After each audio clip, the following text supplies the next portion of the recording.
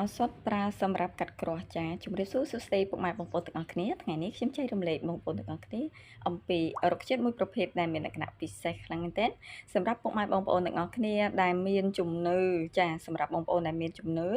ហើយបងប្អូនតែងតែទៅមើលទៅខាងមានឆ្នាំនេះមានបញ្ហា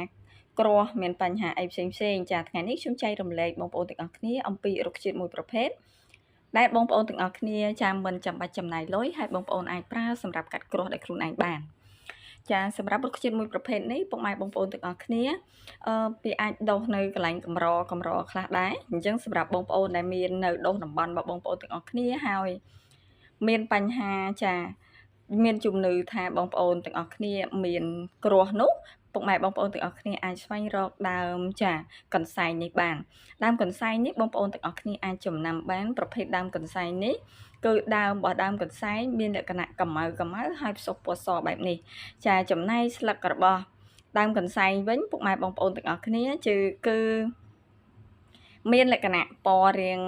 បៃតងខៀវចាខៀវដិតខ្លាំងមែនតើ